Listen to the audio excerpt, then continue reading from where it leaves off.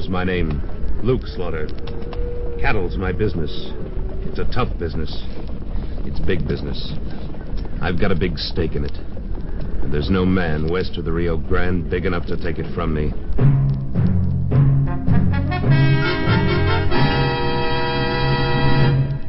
Luke Slaughter of Tombstone.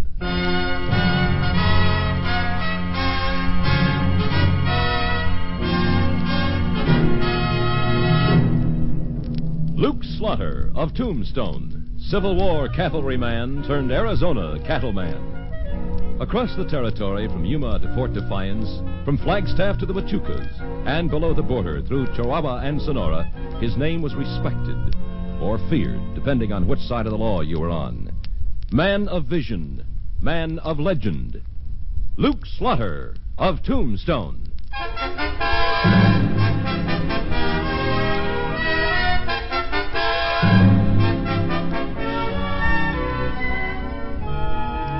The time finally came when I decided there'd be more profit in raising my own cattle than driving other men's herds up to Tombstone from Mexico and Texas. And about the same time, I heard that Aaron Holcomb's spread was for sale. So one day, Wichita and I rode down toward the San Pedro Valley to look it over. Well, Wichita, what do you think? Well, if you was to ask me... I am. You are. I'll be damned. Well, I think it's a pretty good proposition all around. You get a good, healthy herd of beef cattle and several hundred acres of grazing land, and Aaron Holcomb gets out like he wants to. I don't see how either one of you can lose. That's the way I look at it. Let's ride over to Aaron's and close the deal.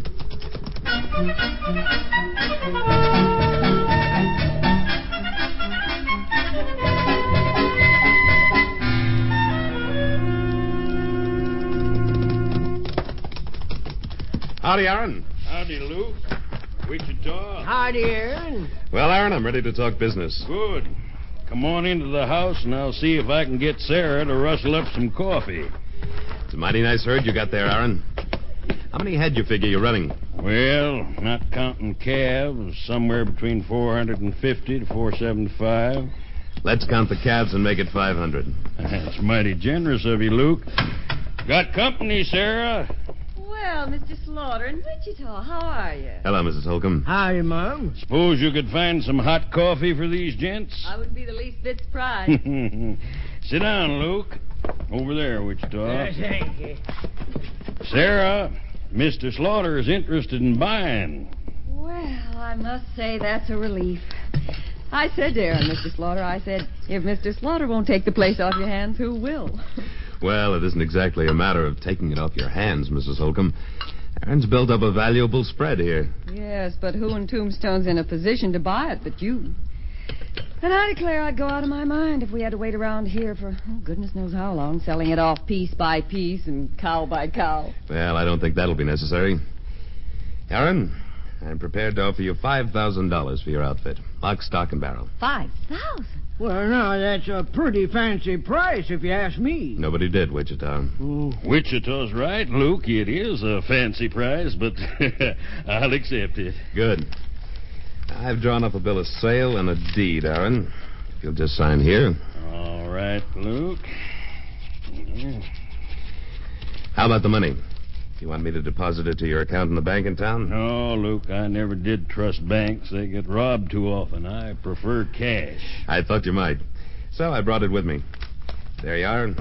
5,000 in $100 bills. Count it. I don't have to, Luke. I know it's all there. Well, that's an awful lot of cash to have laying around, Aaron. No, it won't be laying around, Wichita. I got my own private hiding place. Where? Well, I don't aim to disclose it to a swindling old coot like you. But I will say it's under a board in this kitchen, but I ain't specifying which board. you always was a cautious one, Aaron. Reckon that's why you lived so long. No, Wichita. Sarah is why I've lived so long. Oh, well, I reckon she is at that. Say, what are you two talking about? Hey, you see, Aaron, you've been reformed so long that greenhorns like Luke here don't even know what a bad man you once was. What? You mean to tell me, Luke, you never heard of a gunslinger named Big Aaron? No. I guess that was before my time. Yeah, I guess it was. Why, Aaron here was once the fastest gun in the Panhandle. How many men was it you helped along to their reward, Aaron? Some say 12, others 14. I never did rightly know. Wichita, you talk too much. Yeah, that's what Luke says. But be that as it may, truth is, Luke, Aaron probably could have outgunned you in his prime. Well, I don't know. That was a long time ago. Before Sarah came along and showed me the error of my ways. Well, don't get the idea I was exactly a gospel singer, Mr. Slaughter. You don't learn many hymns at the birdcage in Abilene. But I loved him. So I hung up my gun, and for nearly 20 years I ain't used it on anything bigger than a rattlesnake or a coyote. You see, I preferred a live husband to a dead legend. And you live to regret it, hmm? Not a single day of it. Mr. Slaughter, when will you want us to move off the place? There's no hurry, Mrs. Holcomb. You just take your time. Where you two heading? On west? Oh, mercy, no. We're going back east to Missouri. Well, I never. Folks don't go back east. Not when they got themselves a going outfit like you have, or had. Oh, but I've still got kinfolk back there. Well, kin ain't no reason to leave God's country. And I've got a hankering to see green fields again and to grow something else besides beef cattle. You gonna be a farmer, Aaron? Looks like it. If that's what Sarah wants, then it's what I want. Aaron, ain't you carrying this devotion thing a little too far? All right, come on. Let's head back for Tombstone, Wichita. Yeah, I know. I talk too much. Good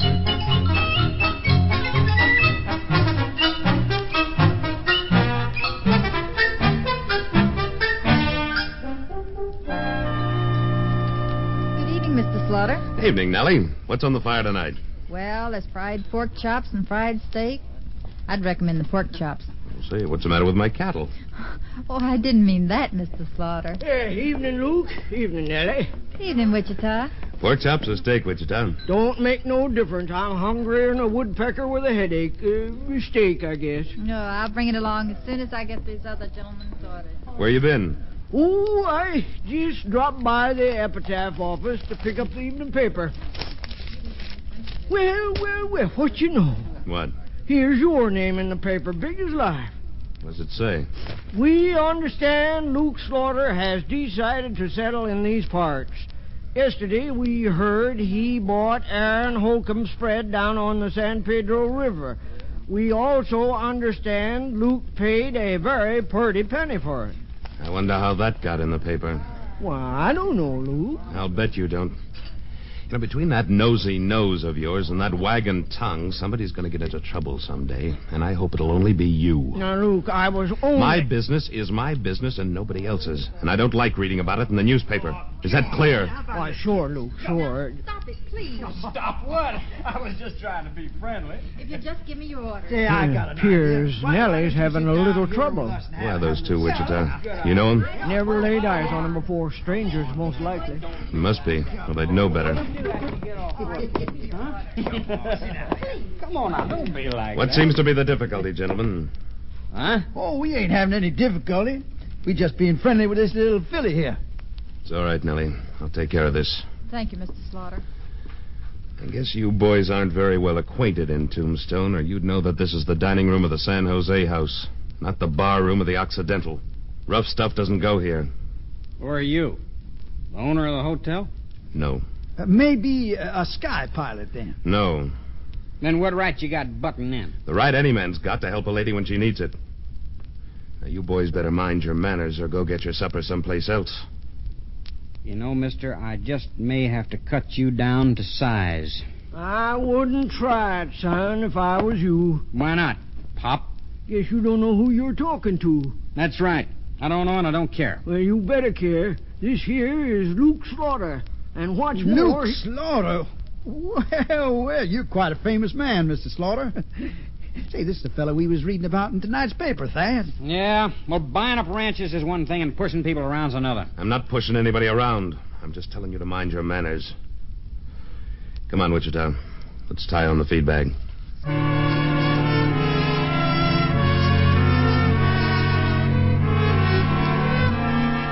I guess I must have discouraged the two Randy Ranahans, because a couple of minutes later they left. presumably to find a dining room where it was permitted to pinch the waitresses. And I forgot all about them, since my business is primarily not the protection of Tombstone's womenfolk, but cattle. I was tending to my business the next afternoon when Wichita busted into my office at the Cattlemen's Association. A terrible thing has happened, an awful thing. What, Wichita? It's Sarah Holcomb. What's the matter with her? Well, Aaron just brought her into the doctor. She's cut up something terrible. Who cut her? Aaron don't know, and she can't talk. She's unconscious. We'd better go over to the docks and see if there's anything we can do. We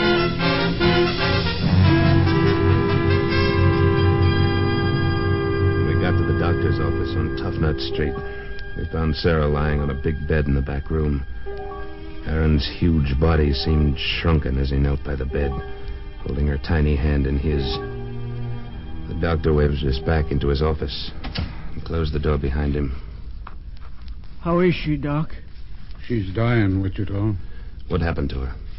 Luke, I've been doctoring out here for a long time, and I've seen people die in a lot of different ways.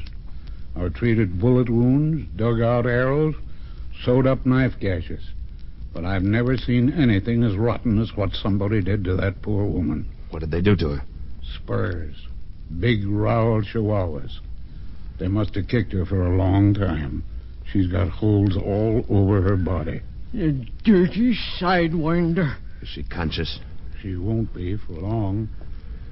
Can I talk to her? Well, I guess it don't make any difference now. Go on in. No, sir. Sir. How do you feel, Mrs. Holcomb? Oh, not too good, Mr. Slaughter. But I'll be all right in a few days. Doctor said so. Of course you will. Mrs. Holcomb, who did this to you? I don't know. I never saw them before. There were two of them. They rode up to the ranch just before noon. I was down in the wash looking after a new drop calf, Luke. I see. Go on, Mrs. Holcomb. Oh, they said to give them the money you paid us for the ranch. I told them I didn't know what they was talking about. And then one of them knocked me down, and the other began kicking me with his spurs. Sir. Sir. No. Sir. Can you tell me what they looked like, Mrs. Holcomb? Anything about them? Well, there was two of them. I think I heard one of them call the other Thad. Thad? Yeah. He was the little one. He's evil. He's cruel and mean and evil. It was him that did this to me. Oh. Sir. All right, Mrs. Holcomb. You just lie back and rest now. She tell you anything, Luke? Warren, she knew she did, Wichita. One of them's named Thad. Does that mean anything to you? No, can't say that it does. Those two cowboys in the San Jose house last night. Didn't one of them answer to the name of Thad? The little one. Wait. By Tophet, I think he did. And wasn't he wearing Chihuahua spurs? With long rowels? Yeah, he was. Doctor, come quick!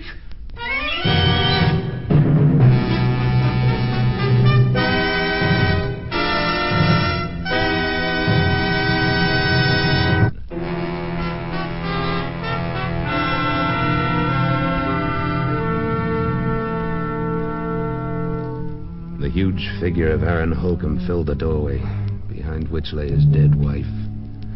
His broad features sagged with shock and grief, then tightened in determination. He pulled out his gun, a gun which had not been drawn against a man in nearly 20 years. Slowly he spun the chamber, making sure that it was fully loaded. What are you aiming to do, Aaron?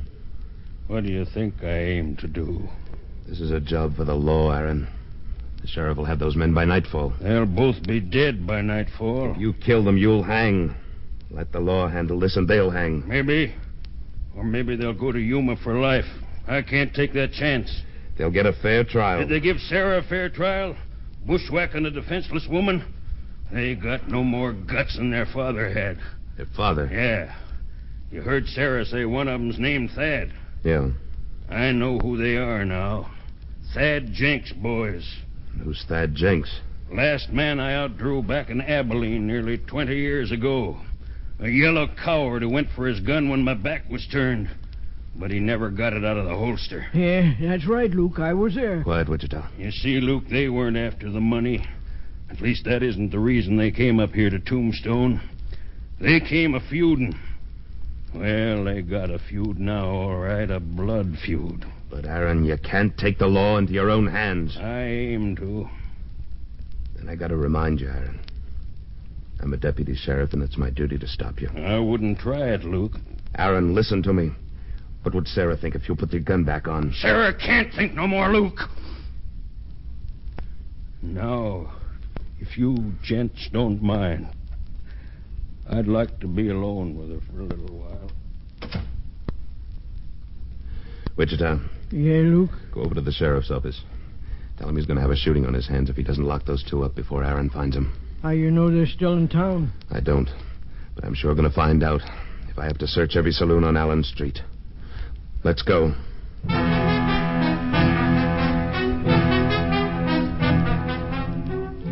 And that's just about what I did. They weren't in Hereford's or Bob Hatch's. They weren't in the Oriental or the Occidental. Just about decided they'd been smart enough to skip town when I found them in the Alhambra. Hey there, bartender. Let's have another bottle here. This one's empty. Sure, can't you see we're dying of thirst here? Never mind, bartender.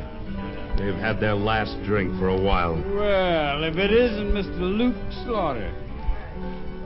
What's the idea of the gun, Mr. Slaughter? It's Deputy Sheriff Slaughter. Signifying? I'm arresting you two for the murder of Sarah Holcomb. You must be mistaken, Slaughter. We don't know no one named Sarah Holcomb. Those spurs you're wearing look mighty sharp. Well, they are. My horse has an awful tough hide. It's too bad Sarah Holcomb didn't have a tough hide when you used him on her.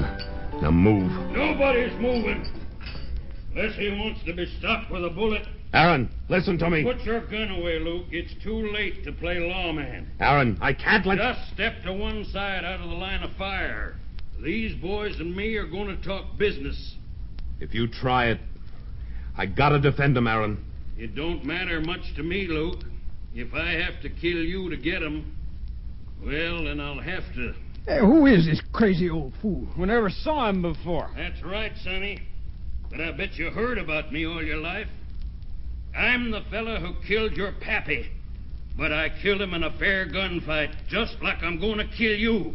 Not the sneaking, snaky way you killed my wife. He's out of his mind, Slaughter. I tell you, we didn't kill his wife. He's convinced that you did, and so am I. I'm putting my pistol back in its holster, so everything will be fair and square. Now, you boys can take off your guns and try me, or you can go for them and try me. Don't make any difference. Either way, I'm going to kill you, and either way, it'll be a quicker and easier death than you gave Sarah. Oh, look, mister, you're making a mistake. Leave us out of here. We'll get out of town and never come back. You're never leaving this town. You're staying right here, on Boot Hill. Now, draw. Aaron, you go for your gun, and I'll have to go for mine. You do that, Luke. But I won't be aiming at you. I couldn't draw on Aaron, and he knew it. He knew there was nothing I could do to stop his vengeance. The silence of waiting death hovered over the room. The smell of fear was there, too. Aaron stood facing the two terrified brothers, his feet wide apart, his open hand hovering an inch away from his holstered gun. For seconds that seemed like hours, they stood there. And finally, Harv Jenks went for his gun. Aaron's arm was a blur as he pumped 2 shots into Harv before he could get his gun out. As he fell dying, he fired once, and across Aaron's chest, a red stain slowly spread. Thad Jenks stood in frozen terror, his gun still holstered. Then he found his voice. Mr. Slaughter, for the love of God, don't let him kill me! All right, Aaron. That's enough shooting. You're right, Luke. A bullet's too good for this one with those nice, sharp spurs. Of course, I ain't wearing spurs, Sonny. And I got no knife to cut you up like you did Sarah. But I got 2 hands. Big hands. Hands big enough to crack your bones. Big enough to choke the life out of you little by little. Arms swinging, his great hands outstretched like a huge gorilla, Aaron slowly moved across the room toward the terrified killer. Then Jenks backed away from him until he bumped into the bar. He seemed to remember his gun. Yanking it out, he poured shot after shot at Aaron, but he never stopped advancing. The gun was empty. Thad threw it away and tried to make a break for the door, but Aaron grabbing him by the throat with one hand and smashing him in the face with the other.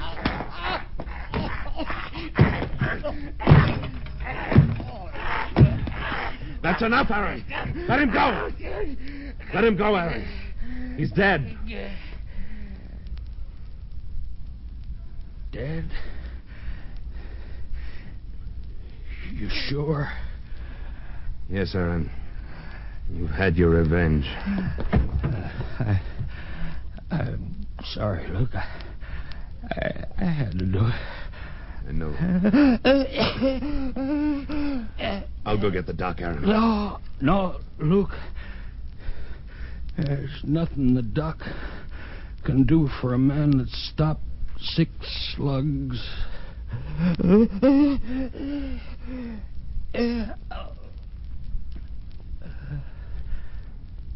Luke? Yes, Aaron. Luke, this is the only time I ever broke a promise to Sarah. I know. But there's one last promise I don't want to break. If you'll help me. Sure I will, Aaron. I promised Sarah we'd go back to Missouri together for the rest of our days. Luke, will you see to it that we do?